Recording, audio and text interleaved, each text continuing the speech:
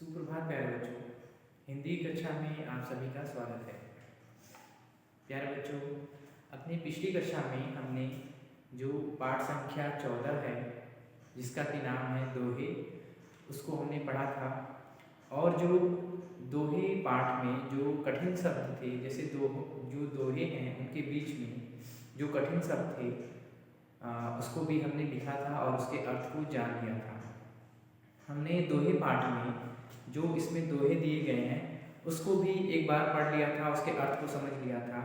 कुछ दोहे ऐसे हैं जिनको कि एक बार पूरा समझने की आवश्यकता है, क्योंकि उन वे जो दोहे हैं उनका जो अर्थ है वह समझना थोड़ा सा कठिन हो सकता है आपके लिए, क्योंकि उसका जो भाव है वह सीधे तौर पर नहीं समझ में आता है और उसमें जो अर्थ है उसका अर्थ आपको थोड़ा उसको विस्तृत रूप में समझने की आवश्यकता है। ठीक है, तो प्यारे बच्चों, जैसे एक बार हम पुनः आपको जो दोहे हम पिछली कक्षा में पढ़ चुके हैं, तो जो उनमें जो कठिन दोहे हैं उनके अर्थ को हम पुनः आपको समझाते हैं।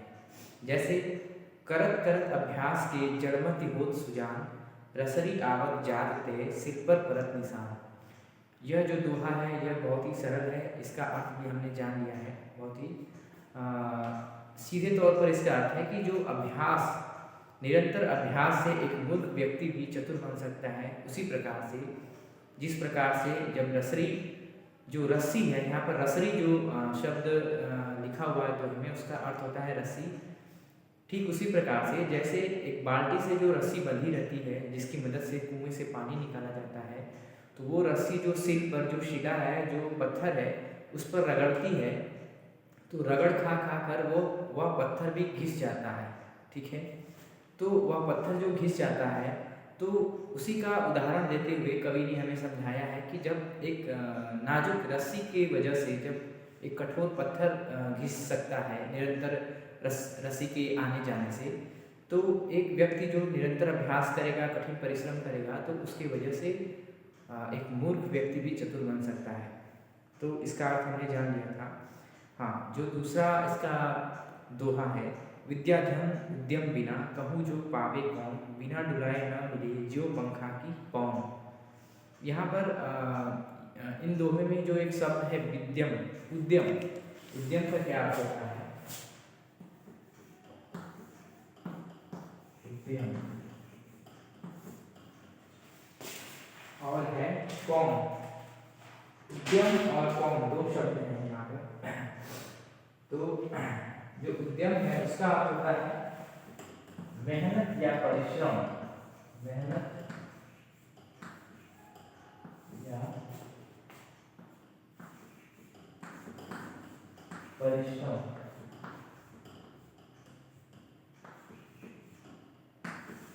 मेहनत या परिश्रम, ठीक है। तो विद्या एक ऐसा धन है जो बिना परिश्रम के, बिना मेहनत के हमें प्राप्त नहीं हो सकता। विद्या की प्राप्ति हमें मेहनत करके, परिश्रम करके ही प्राप्त होता है। ठीक है, किस प्रकार से? ठीक उसी प्रकार से जैसे यदि किसी पंखे को हम डुलाएंगे नहीं, उसे हिलाएंगे डुलाएंगे नहीं, तब तक हमें हवा नहीं लग सकती। हमें जो बहती हवा है उसे पवन कहते हैं। तो यहाँ पर लिखा है पवन। पवन का अर्थ होता है पवन। ठीक है, पवन का जो अर्थ है वह है पवन। तो लिखा है पवन, पवन मतलब होता है पवन। तो ठीक उसी प्रकार से जैसे पंखे को डुलाए बिना हमें हवा नहीं लग सकती, उसी प्रकार से जो विद्या है वो बिना परिश्रम के हमें प्राप्त नहीं हो सकती। तो बाकी के दोहे हमने इसको पढ़ लिए थे अपनी पिछली कक्षा में। हाँ, एक जो दोहा है, रहीमन देख बड़े को लग्न दीजे डाल, इसको भी हमने पढ़ लिया था। यो रहीम सुख होत है पर उपकारी के संग, बटवान बाटन वाले को लगे जो मेहंदी को रंग। इस दोहे का अर्थ है कि जब हम उपकारी के साथ रहते हैं, जो उपकार करने वाला है यानी अच्छे व्यक्ति के साथ रहते हैं, तो हमें भी सुख की प्राप्ति होती है। हमें सुख की प्राप्ति कब होगी? जब हम उपकार करने वाला यानी अच्छे इंसान से, अच्छे संगत में रहेंगे, तब हमें सुख की प्राप्ति होती है। ठीक है, तो प्यारे बच्चों, इसमें जो दोहे थे इसको हमने 2-3 बार आपको समझा दिया है, और इसके शब्दार्थ जो है इसकी भी चर्चा हमने की और इसको लिखा भी है। तो हमें यह उम्मीद है कि आपको अच्छे से यह अध्याय जो है यह पाठ समझ में आ गया होगा। अब बढ़ते हैं इसके प्रश्नों की तरफ। तो पहला जो मौखिक प्रश्न है, जिसको कि हम लिखित रूप में लिखते नहीं हैं, उसे मौखिक रूप में उसका उत्तर जानते हैं। जो मौखिक प्रश्नों में से निकला है मौखिक, उसको कर लेते हैं।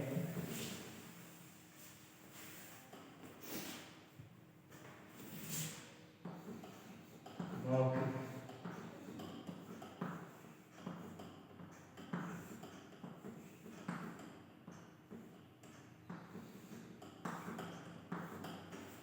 मौखिक जो है, पहला प्रश्न यह कहता है कि निम्नलिखित प्रश्नों के उत्तर दो। इसमें पहला जो प्रश्न है, वे दोहे सुनाओ जिनमें ये भाव आए हैं। आपको जो दोहे दिए गए हैं उनमें वे दोहे सुनाने हैं जिनमें जो कि इसमें अर्थ दिया गया है, वे भाव आए हैं, वो आपको सुनाना है। केवल आकार में बड़ा होने से कोई बड़ा नहीं होता। पहला प्रश्न कहता है केवल आकार में बड़े होने से कोई बड़ा नहीं होता। तो यह भाव जो है वह किस दोहे में आया है? तो हमने जब दोहा आपको पढ़ाया था तो हमने आपको बताया था कि बड़ा हुआ तो क्या हुआ जैसे पेड़ खजूर, पंथी को छाया नहीं फल लागे अति दूर। यानी जो खजूर का पेड़ है वो बड़ा है, लंबा तो है, लेकिन इसका कोई अर्थ नहीं है। तो यही वह दोहा है जिसमें कि यह प्रश्न दिया गया है कि वह कौन सा दोहा है जिसमें यह अर्थ निकलता है, यह भाव निकलता है कि केवल आकार में बड़ा होने से कोई बड़ा नहीं होता। तो आप दोहा लिखेंगे ऐसा, बड़ा हुआ तो क्या हुआ जैसे पेड़ खजूर, पंथी को छाया नहीं फल लागे अति दूर। ये इसका उत्तर है। जो अगला मौखिक प्रश्न है वह यह कहता है आज का काम कल पर नहीं छोड़ना चाहिए। तो हमने आपको दोहा पढ़ाया था, तो उसमें काल करे सो आज कर, आज करे सो अब, पल में प्रलय होएगी बहुरी करेगा कब। ठीक ना, आज काल करे सो आज कर जो है, जो दूसरा है दोहा जिसका शुरुआत हो रहा है काल करे, काल करे तो आज कर, तो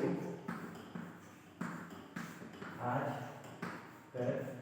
इसके आगे भी है, इसके आगे भी है। तो हमने यहाँ समझाने के लिए आपको इसकी शुरू की पंक्तियाँ लिख दी है कि वह कौन सा दोहा है। आपको दोहा तो पूरा बताना है कि वह किसमें यह भाव आया है कि हमें आज का काम कल पर नहीं टालना चाहिए।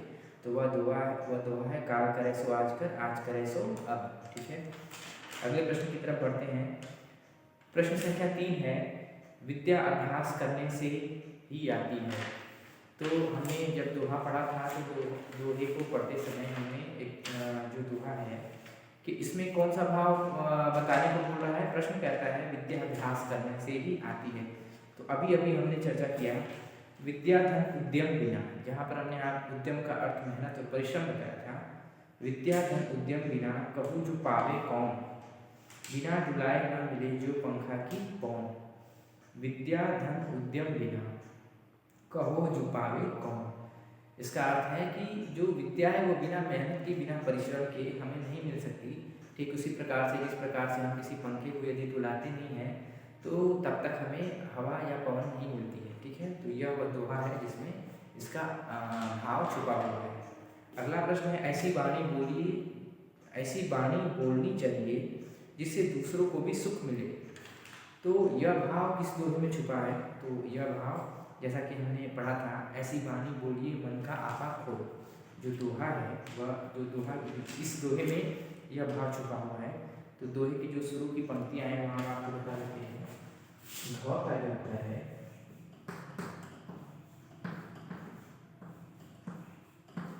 ऐसी बाणी बोलिए, ऐसी बाणी बोलिए मन का आपा खो, मन का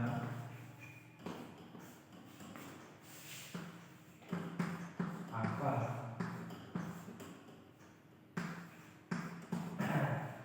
खो।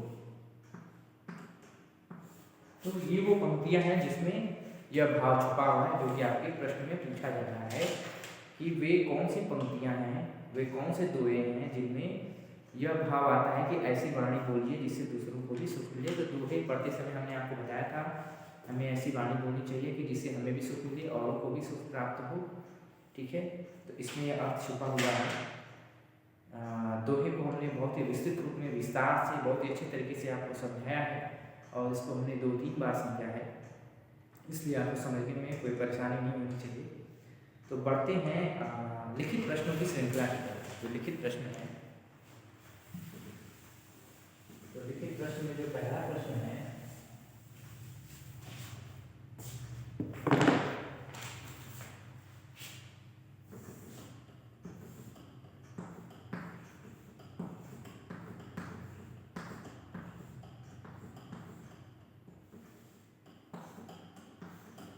जो लिखित प्रश्न में पहला प्रश्न है, विद्या और धन कैसे प्राप्त किया जा सकता है। तो पहला प्रश्न है, क का जो उत्तर है, विद्या और धन कैसे प्राप्त किया जा सकता है। तो विद्या और धन मेहनत और परिश्रम से प्राप्त किया जा सकता है। ठीक है, विद्या और धन परिश्रम और मेहनत से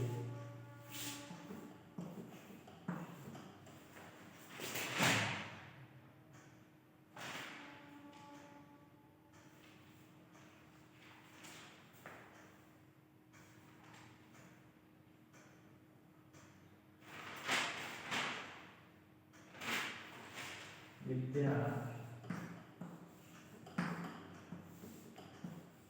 और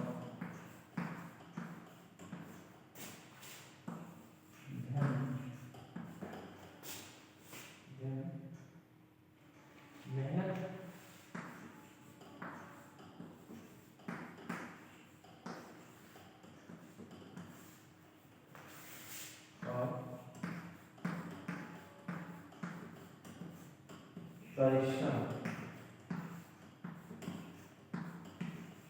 और परिश्रम से प्राप्त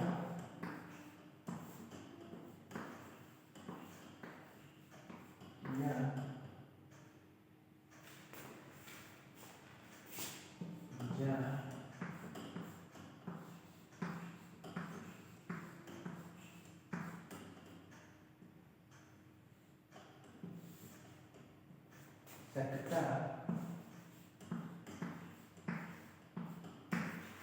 है। विद्या और धन मेहनत और परिश्रम से प्राप्त किया जा सकता है। ठीक है, बहुत ही सीधा और सरल इसका उत्तर है कि विद्या और धन कैसे प्राप्त किया जा सकता है। तो हम जब मेहनत करेंगे, परिश्रम करेंगे तो हम विद्या और धन प्राप्त कर सकते हैं। ख का उत्तर पढ़ते हैं। प्रश्न संख्या ख का जो उत्तर है, इसे आप लिख लीजिएगा, विद्या और धन। आप वीडियो पॉज करके इसका उत्तर लिख सकते हैं। ठीक है, विद्या और धन परिश्रम से प्राप्त किया जा सकता है।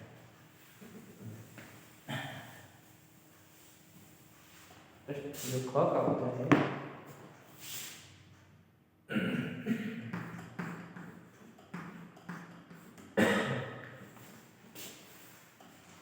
तो है हमें कैसी वाणी बोलनी चाहिए। ठीक है, प्रश्न कहता है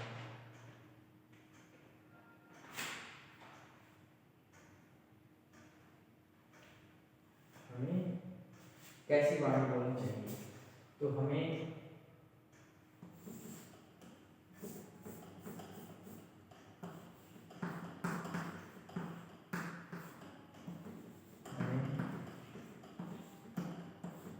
मीठी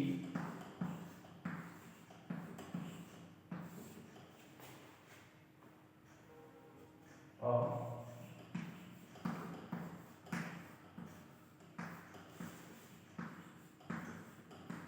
अच्छी, मीठी और अच्छी वाणी बोलनी चाहिए। वाणी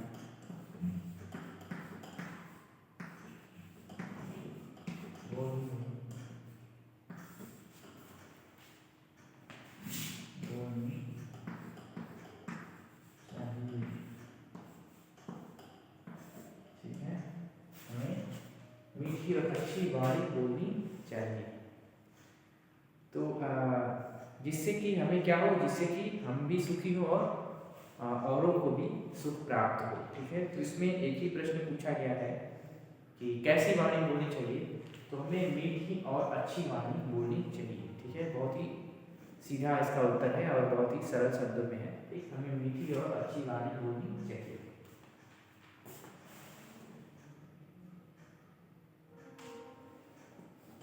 जो प्रश्न संख्या ख है, ख का जो उत्तर है, ग का जो उत्तर है, ग क्या कहता है, उपकारी के साथ रहने से क्या लाभ होता है। उपकारी के साथ रहने से क्या लाभ होता है। तो देखिए, हमने आपको जो दोहा पढ़ाया था, ये यो रहीम सुख होत है पर उपकारी के संग, बाटन मारे को लगे जो मेहंदी को रंग। ठीक है, तो उपकारी के साथ रहने से हमें सुख की प्राप्ति होती है, यानी हमें जो खुशी है वह प्राप्त होती है।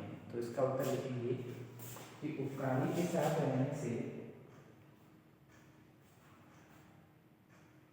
उपकारी के साथ रहने से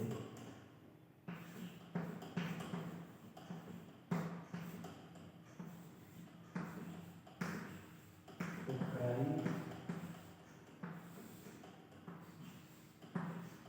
के साथ रहने से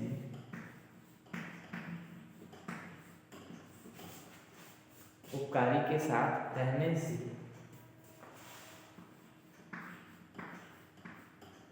हमें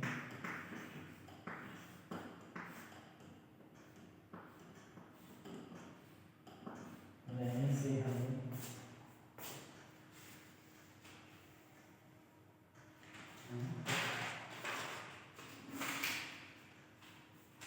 सुख और प्रसन्नता मिलती है। सुख और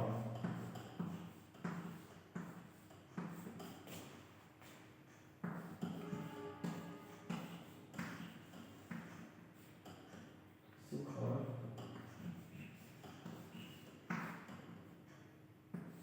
प्रसन्नता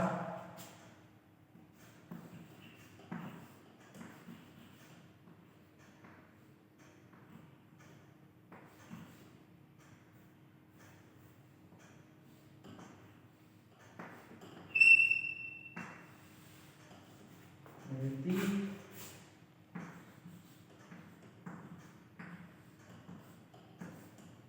ठीक है, उपकारी के साथ रहने से हमें सुख और प्रसन्नता मिलती है। ठीक है प्यारे बच्चों, जो प्रश्न संख्या 3 हमसे पूछ रहा था, प्रश्न संख्या जो लिखित का प्रश्न संख्या 3 है, इसमें क्या पूछा गया है, उपकारी के साथ रहने से क्या लाभ होता है। ठीक है, तो हमने इसका उत्तर जाना कि उपकारी के साथ रहने से हमें सुख और प्रसन्नता मिलती है। ठीक है, प्रसन्नता प्राप्त होती है, आप लिखेंगे प्रसन्नता प्राप्त होती है। ठीक है, सुख और प्रसन्नता की प्राप्ति, प्रसन्नता की प्राप्ति होती है, सुख और प्रसन्नता की प्राप्ति होती है। ठीक है, यह है कि उपकारी के साथ रहने से हमें सुख और प्रसन्नता की प्राप्ति होती है। यह बेहतर तरीका है उत्तर को लिखने का। ठीक है, तो अगला जो प्रश्न है वह कहता है पंडित बनने के लिए क्या करना जरूरी है। तो देखिए प्यारे बच्चों, इसमें जो प्रश्न कर रहा है कि पहले इसको हम समझा देते हैं कि दो प्रश्न पूछा गया था। अभी प्रश्न संख्या ख में है कि हमें मीठी, पहले प्रश्न संख्या ख पूछता है कि हमें कैसी वाणी बोलनी चाहिए, तो हमने लिखा हमें मीठी और अच्छी वाणी बोलनी चाहिए। इसके आगे भी हम उत्तर को बड़ा कर सकते थे, लेकिन वह प्रश्न में पूछा नहीं गया है कि उससे क्या होता है, मीठी वाणी बोलने से क्या होता है। यदि यह पूछा गया होता तो उसके आगे भी लिखते। इसमें पूछा गया है कि हमें कैसी वाणी बोलनी चाहिए, तो हमें मीठी और अच्छी वाणी बोलनी चाहिए, जिससे कि हमारे मन को शीतलता प्राप्त हो और औरों को भी अच्छा लगे, औरों को भी सुख की प्राप्ति हो। अगला प्रश्न आपको समझा दिया। जो प्रश्न संख्या 4 है प्यारे बच्चों, वह कहता है कि पंडित बनने के लिए क्या करना जरूरी है। तो हमने दोहे में पढ़ा था, पोथी पढ़ पढ़ जग हुआ पंडित भयानक हो। ठीक है, ढाई आखर प्रेम के पढ़े सो पंडित हो, यानी जिसने प्रेम का अर्थ समझ लिया वह पंडित हो गया। तो इसके प्रश्न के उत्तर को अपनी अगली कक्षा में लिखेंगे और उस पर चर्चा करेंगे। आज जो भी आपको पढ़ाया गया है, जो भी यहाँ पर आपको समझाया गया है, उसे आप अच्छे से पढ़ लीजिएगा, लिख लीजिएगा, उसे कंठस्थ कर लीजिएगा। आज के लिए इतना ही, अगली कक्षा में पुनः आपसे मिलेंगे। ठीक है, धन्यवाद।